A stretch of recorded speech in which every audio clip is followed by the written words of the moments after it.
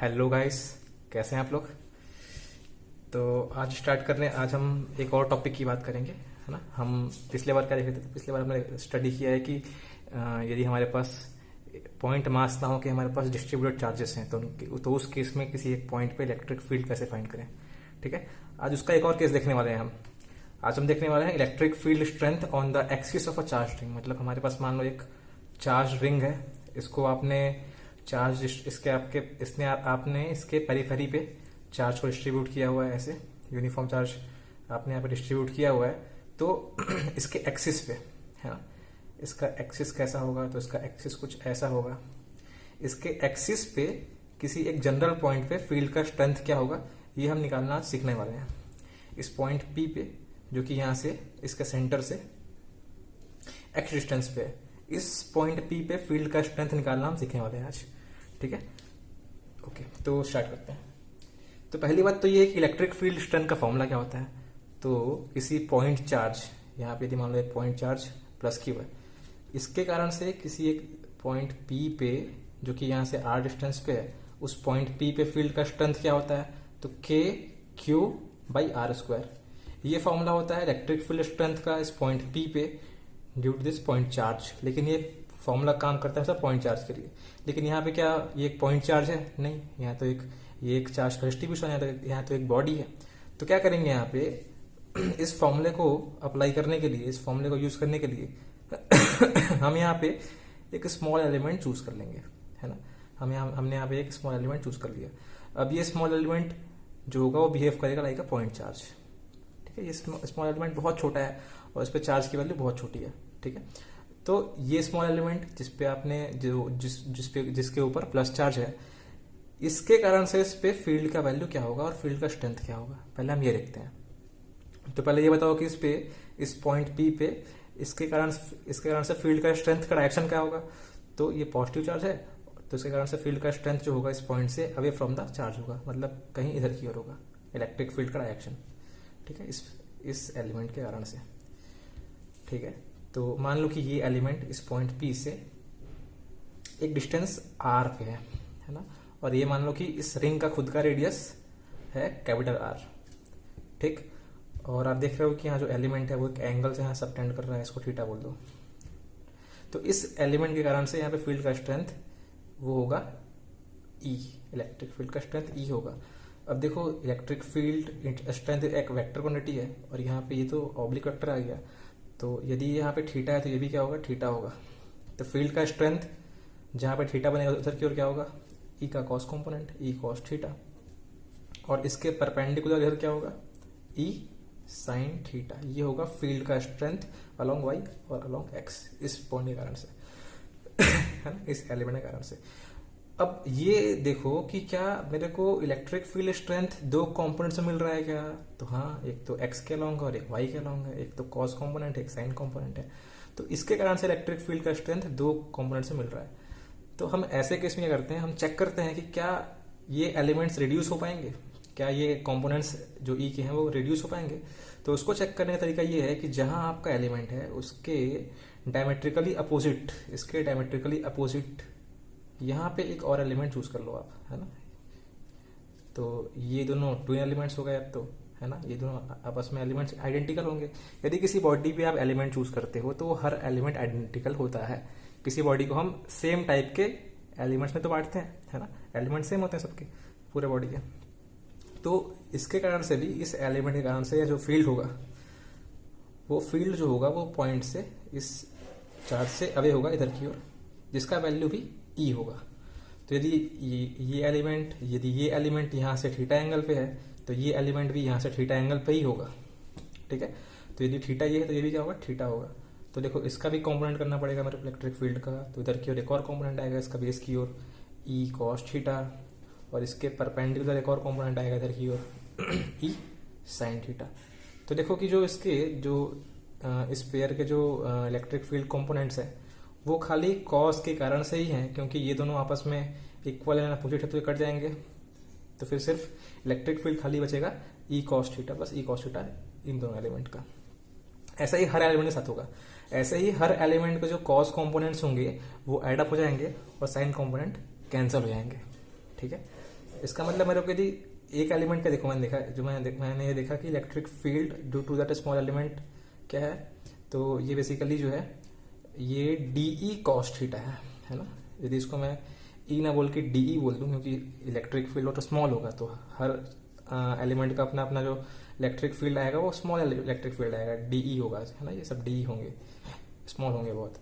तो डीई जो है एक इस एलिमेंट के पेयर का, वो डीई कॉस थीटा है बेसिकली, है ना। तो ऐसे हर एलिमेंट का जो डी होगा, ये तो खाली बचने वाला है एक्स के अलोंग, तो इसको मेरे को इंटीग्रेट करना होगा ताकि मैं ई पाऊं, ई नेट मिल पाऊं, मेरे को मिल पाए, है ना, ई एक्स मिल पाए मेरे को। तो अल्टीमेटली मेरा मेन काम क्या है कि डीई कॉस थीटा को इंटीग्रेट करना, है ना। अच्छा, तो डी की वैल्यू क्या होगी, तो डी की वैल्यू देखो ये होगी, यदि इस पे चार्ज की वैल्यू बहुत छोटी है, डी की वैल्यू है चार्ज की और डिस्टेंस आर है, तो जो डी होगा वो होगा K D Q by are square, ये होगा डी का वैल्यू। तो यदि यहाँ पुट करेंगे जब डी का वैल्यू, तो क्या आएगा, यहाँ वैल्यू आएगा K D Q by are square into cos theta, ये वैल्यू आएगा डी का, ठीक है, जो कि नेट ई होगा, है ना। इसको हम इंटीग्रेट करने वाले हैं, हमने इसको इंटीग्रेट किया तो नेट ई दे रहा है मेरे को यहाँ से, ठीक है। अब देखो यहाँ पे क्या है कि यहाँ पे जो ये आर है, जो डिस्टेंस है यहाँ पे इस एलिमेंट का, वही आर इस एलिमेंट का भी है ना। और ये जो आर होगा वो हर एलिमेंट के लिए कांस्टेंट होगा, हर एलिमेंट के लिए सेम होगा, है ना। ये जो आर है वो हर एलिमेंट के लिए सेम होगा, और जो एंगल ऑफ इंक्लिनेशन है from the central axis her element का सेम रहेगा।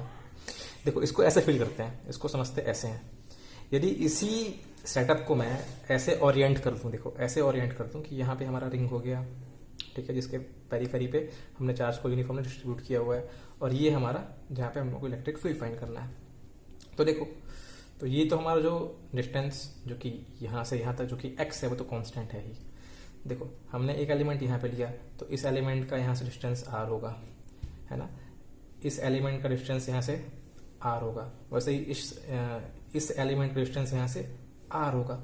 देखो सर्कल एक हाईली सिमेट्रिकल शेप है ना, तो एक फिक्स्ड पॉइंट से सर्कल के सरकमफेरेंस पे हर पॉइंट का डिस्टेंस सेम रहेगा, तो इस एलिमेंट का भी डिस्टेंस यहाँ से सेम रहेगा, इसका डिस्टेंस भी यहाँ सेम रहेगा। मतलब हर एलिमेंट का डिस्टेंस, मतलब जो r है वो क्या है, सेम है। तो r क्या है यहाँ पे, कांस्टेंट है।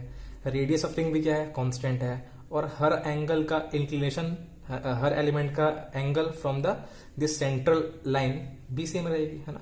जितने इस सेंट्रल लाइन से इस एलिमेंट का एंगल भी थीटा होगा, इसका एंगल भी थीटा होगा, है ना। तो थीटा भी कांस्टेंट है, तो small are capital R theta भी कांस्टेंट है।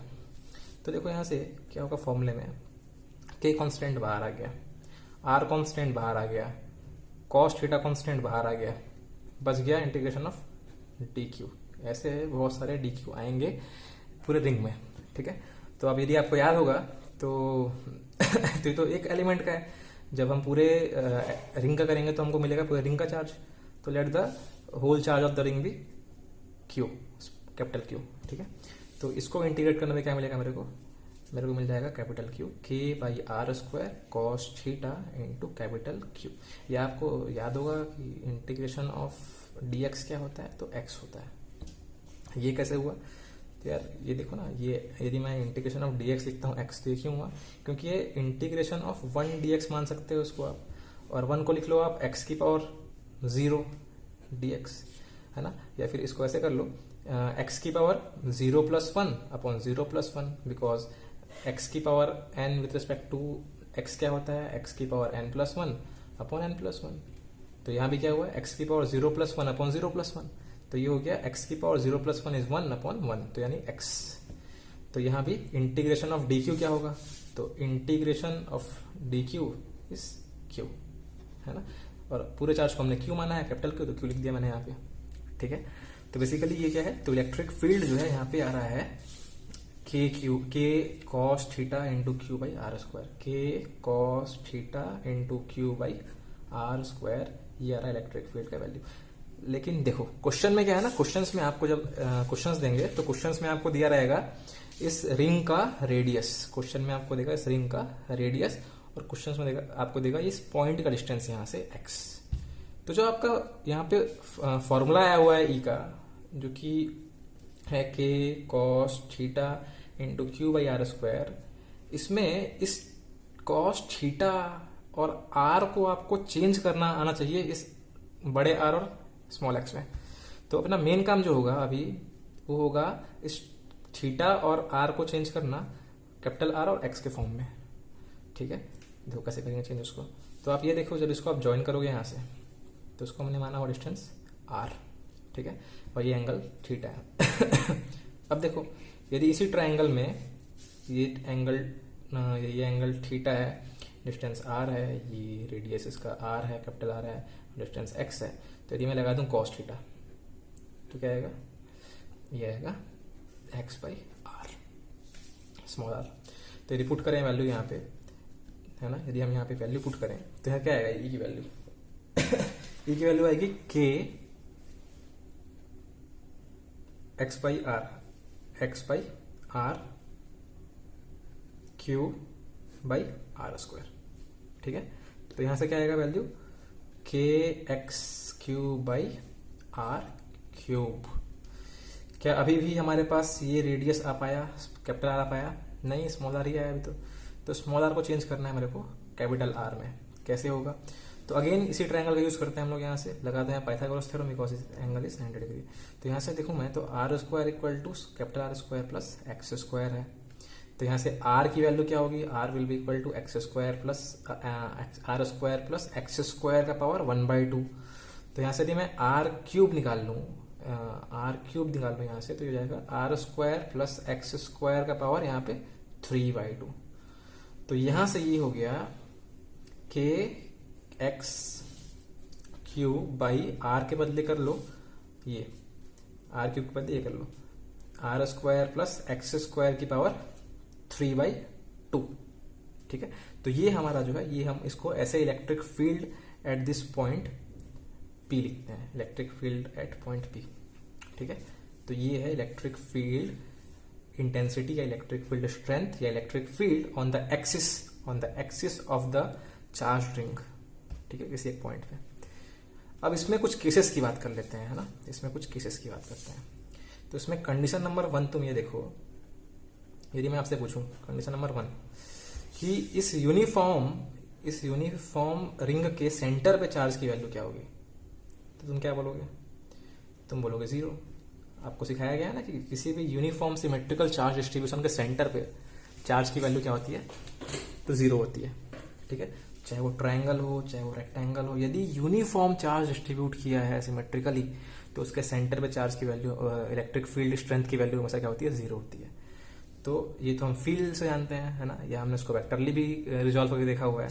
इसमें अगर हम इस चीज को देखें तो देखो, ये जो P है, ये जो P डिस्टेंस है, जो P है ये इस सेंटर से R डिस्टेंस पे, यदि मेरे को इस पॉइंट को P को लेके आना है सेंटर पे, तो मैं इस R को रिड्यूस करके 0 कर दूंगा, है ना। तो यदि मैं कंडीशन की बात करूं सेंटर पे कितना स्ट्रेंथ होगा, तो एट सेंटर, है ना, at centre the value of this x will be 0, at centre x equal to 0। तो इस केस में इलेक्ट्रिक फील्ड का स्ट्रेंथ क्या आएगा, तो यार यहाँ पुट कर दो 0, इलेक्ट्रिक फील्ड में जहां x वहां 0 पुट कर दो। तो तुम यदि 0 पुट कर दोगे यहाँ पे, तो k into 0 into Q by all the terms are square plus x square की पावर 3/2, दिस बिकम्स 0।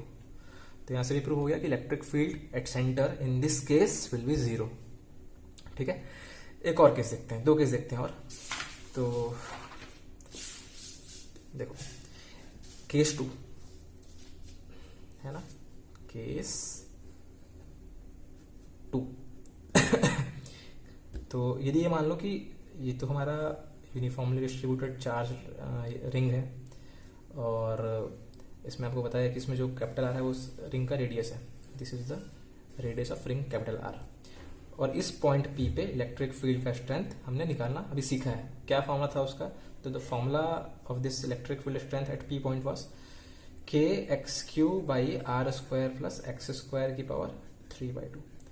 केस 2 ये बोल रहा है कि यदि मान लो ये पॉइंट P इसके सेंटर से बहुत दूर चले जाए, मतलब बहुत दूर पे हो, मतलब ये जो x है, ये x बहुत ज्यादा बड़ा हो इसके रेडियस से, तो उस केस में क्या होगा, यदि ये x बहुत ज्यादा बड़ा हो इसके रेडियस से, तो उस केस में क्या होगा, मतलब यदि ये रिंग यहाँ पे है ना, और जो पॉइंट P है वो बहुत दूर है, कहीं बहुत दूर, यहाँ पे है पॉइंट, यहाँ पे ये पॉइंट, तो इस केस में इलेक्ट्रिक फील्ड का स्ट्रेंथ यहाँ पे क्या होगा, तो यदि x बहुत बड़ा है r से, तो जो r स्क्वायर होगा वो तो और छोटा होगा, है ना, और वो अप्रोक्सीमेटली 0 को टेंड कर जाएगा, है ना। तो यदि मैं r स्क्वायर को 0 कर दूं, तो तुम यहां से देखो, putting r square equal to 0, तो e की वैल्यू क्या आएगी, k x q by x की पावर 2 का पावर 3/2, तो ये कैंसिल है यहां से। तो ये देखो k x q by x cube is the electric field, या x कैंसिल हो जाएगा यहाँ से, तो फिर हो जाएगा k Q by x square. ये है इलेक्ट्रिक फील्ड की वैल्यू इस केस में जब है बहुत दूर हो। ये फॉर्मूला कहीं हमने पहले और देखा हुआ है क्या, के क्यू बाई एक्स स्क्वायर, यदि मैं इसको आर बोल दूं तो ये फॉर्मूला हो जाएगा के क्यू बाई आर स्क्वायर। ये फॉर्मूला तो हमने देखा पॉइंट चार्ज के केस में, मतलब यदि मान लो यहाँ पे एक पॉइंट चार्ज है, तो पॉइंट चार्ज के कारण से किसी एक पॉइंट पी पे फील्ड का वैल्यू जो होता है वो होता है के क्यू बाई आर स्क्वायर, यदि ये चार्ज क्यू है यहाँ पे। तो इसका मतलब देखो ये है कि यदि ये पॉइंट बहुत ज्यादा दूर होगा, यदि ये पॉइंट पी बहुत दूर है इस रिंग से, तो उस केस में ऑब्जर्वर को लगेगा जो पॉइंट पी के पास है, आसपास है, उसको लगेगा कि ये एक पॉइंट चार्ज है, डेफिनेटली उसको लगेगा कि एक पॉइंट चार्ज है, ये चार्ज डिस्ट्रीब्यूशन यहाँ पे नहीं है, ये एक पॉइंट चार्ज है ना। सोचिए खुद आप इस चीज को कि यदि इसी मैं बोर्ड की बात करूं, तो इसी बोर्ड पे ऑब्जर्वर बहुत छोटा है ना, मान लो एक मक्खी यहाँ पे है, तो एक छोटी सी मक्खी के लिए जो है ना, ये जो डिस्टेंस होगा वो बहुत ज्यादा होगा है ना। तो यदि मान लो आप पास हो इसके, तो आपको दिख रहा है कि ये एक रिंग है, लेकिन यदि इसके आप बहुत दूर चले जाओगे ना, तो उस केस में आपको लगेगा कि ये एक पॉइंट ऑब्जेक्ट है, एक पॉइंट चार्ज है, यदि इससे आप बहुत दूर हो तो उस केस में ये फॉर्मूला आपको दिख भी रहा है कि हाँ, ये जो फॉर्मूला है इलेक्ट्रिक फील्ड स्ट्रेंथ का वो के क्यू बाई आर स्क्वायर इसीलिए आया क्योंकि इसको पॉइंट पी पे इसको लग रहा है कि ये एक पॉइंट चार्ज है, ठीक है। तो ये एक केस होता है। थर्ड केस की बात करते हैं, केस नंबर 3 की बात करते हैं, है ना कि यदि मान लो ये पॉइंट चले गया इन्फिनिटी पे, है ना, तो इफ, है ना, point P is at infinity, if P कहाँ पे है, इन्फिनिटी के पास है, तो उस केस में ये फील्ड का स्ट्रेंथ क्या होगा। तो इन्फिनिटी के लिए आर की वैल्यू क्या करनी पड़ेगी, मेरे को आर की वैल्यू एक्स की वैल्यू क्या पुट करनी पड़ेगी, इन्फिनाइट, ठीक है। तो यदि मान लो एक्स इन्फिनाइट हो गया, तो ये तो फिर हो गया ई नेट के क्यू बाई, और उस समय हमने ये माना हुआ है कि जो है ये बहुत दूर है तो पॉइंट चार्ज की तरह बिहेव करेगा, तो K Q by are square या x square formula is valid in this case, है ना। तो एक्स क्या हो गया, बहुत दूर हो गया, बहुत ज़्यादा ही दूर हो गया, इन्फिनाइट हो गया, तो उस केस में एक्स की वैल्यू यहाँ पे क्या हो गई, इन्फिनाइट हो गई, तो वहाँ पे इलेक्ट्रिक फील्ड स्ट्रेंथ क्या आएगा, तो 0 आएगा। मतलब इन्फिनाइट पे इलेक्ट्रिक फील्ड का strength is not defined, infinite पे बहुत ज़्यादा दूर पे इलेक्ट्रिक फील्ड का स्ट्रेंथ इज नॉट डिफाइंड, है, यानी फील्ड के बाहर आ गया है वो, तो वहाँ पे स्ट्रेंथ नॉट डिफाइंड, ठीक है। अच्छा, तो यहाँ तक तो ये जो है, ये हमने यहाँ तक कुछ चार्ज डिस्ट्रीब्यूशन के कारण से किसी एक पॉइंट पे इलेक्ट्रिक फील्ड निकालना सीख लिया, ठीक है। इसके बाद कुछ और ऑब्जेक्ट्स भी हम देखते हैं, इसके बाद हम कुछ और ऑब्जेक्ट्स की बात भी करते हैं, जैसे कि हम बात करेंगे स्फीयर का, हम बात करेंगे सिलेंडर का, हम बात करेंगे सीड्स का, है ना, सीट का बात करेंगे, और 2 सीट्स की बात करेंगे, थिन सीट्स की बात करेंगे, है ना। लेकिन उनका जो इलेक्ट्रिक फील्ड का जो फॉर्मूला होता है वो इंटीग्रेशन से बहुत मुश्किल से आता है, मतलब बहुत टाइम लगेगा आपको सॉल्व करने में इंटीग्रेशन से। तो उसके लिए गॉस ने एक नया मेथड डिवाइस किया इलेक्ट्रिक फ्लक्स इंट्रोड्यूस करके, है ना। तो पहले हम सीखेंगे इलेक्ट्रिक फ्लक्स का कॉन्सेप्ट, यदि उनको फाइंड करना है, यदि मेरे को किसी स्फीयर के कारण से या सिलेंडर के कारण से, स्फीयर सिलेंडर या सीट के कारण से इलेक्ट्रिक फील्ड का स्ट्रेंथ फाइंड करना है किसी पॉइंट पे, इलेक्ट्रिक फील्ड के किसी पॉइंट पे, तो हम जो है पहले गॉस लॉ सीखेंगे, उसके बाद जो है किसी और किसी चार्ज डिस्ट्रीब्यूशन का स्ट्रेंथ फाइंड करेंगे, इलेक्ट्रिक फील्ड का स्ट्रेंथ फाइंड करेंगे, ठीक है। तब तक इतना आप रिवाइज कर लेंगे, है ना, इतना आपको पहले रिवाइज करना है। एक बार मैं इसको रिकॉल कर देता हूँ कि क्या क्या हमने सीखा, किन किन चार्जेस की, किन किन चार्ज डिस्ट्रीब्यूशन की हमने बात की यहाँ पे, ठीक है। तो देखो एक बार रिकॉल करते हैं। सबसे पहले हमने देखा था, यदि हम यहाँ पे उसको कॉन्सेप्ट को समराइज कर दें, तो सबसे पहले हमने देखा था कि यदि हमारे पास एक फाइनाइट लेंथ का यूनिफॉर्मली चार्ज रॉड है, तो इस रॉड के कारण से मान लो इस पे प्लस चार्ज मैंने डिस्ट्रीब्यूट किया हुआ है यूनिफॉर्मली, तो इस रॉड के कारण से, है ना, इस रॉड के एक्सिस पे, मतलब इसके एक्सिस पे किसी पॉइंट पे फील्ड निकालना हमने सीखा था, है ना। यदि रॉड का लेंथ मान लो L है और इसके इस एंड से A डिस्टेंस पे इलेक्ट्रिक फील्ड निकालना है P पॉइंट पे, तो electric field eight point P क्या आया था? तो electric field eight point P जो नेट था वो था KQ/L 1/A माइनस 1/A+I, एक फॉर्मूला ये था, ठीक है। सेकंड केस क्या था? सेकंड केस ये था कि मान लो हमने एक फाइनाइट लेंथ के रॉड के कारण से, जिसको हमने यूनिफॉर्मली चार्ज से डिस्ट्रीब्यूट किया हुआ है इसके ऊपर, इसके कारण से इसके एक्सिस के परपेंडिकुलर किसी एक जनरल पॉइंट पे यदि इलेक्ट्रिक फील्ड का स्ट्रेंथ निकालना है इस पॉइंट P पे, जो कि यहां से मान लो A डिस्टेंस है, तो इस पॉइंट P पे इलेक्ट्रिक फील्ड कैसे आएगा? तो उसके दो कंपोनेंट्स थे, है ना। एक कंपोनेंट था x के अलोंग और एक था y के अलोंग। Ex क्या था? तो Ex था k λ/A sin θ2 plus sin θ1, और Ey क्या था? Ey था k λ/A cos θ2 minus cos θ1। तो एक अरेंजमेंट हमने ये देखा और एक अरेंजमेंट हमने ये देखा। फिर क्या देखा? फिर हमने बात किया रिंग्स के बारे में। पहले हमने क्या देखा? पहले हमने देखा सेमी सर्कुलर रिंग के कारण से इसके सेंटर पे इलेक्ट्रिक फील्ड का स्ट्रेंथ क्या होता है। मान लो इसको मैंने दिया हुआ है पॉजिटिव चार्ज, तो इस रिंग के कारण से इलेक्ट्रिक फील्ड का स्ट्रेंथ इसके सेंटर पॉइंट पे कितना आएगा? तो ई नेट कितना आएगा? 2k λ/r, ये आएगा E net at the center, this center. इसमें ये लैम्डा क्या है? Lambda is the charge density, linear charge density, ठीक है। आर क्या है? इसका रेडियस है, और के क्या है? हर जगह कूलम्ब्स कांस्टेंट। लैम्डा हर जगह क्या है? Charge density, linear charge density, ठीक है। तो आर क्या है? रेडियस। एक और केस था इसमें, क्वाड्रेंटल रिंग की बात की थी हमने। यदि हमारे पास मान लो एक क्वाड्रेंटल रिंग है, तो क्वाड्रेंटल रिंग के कारण से किसी एक इसके सेंटर पे इलेक्ट्रिक फील्ड का स्ट्रेंथ क्या आया था?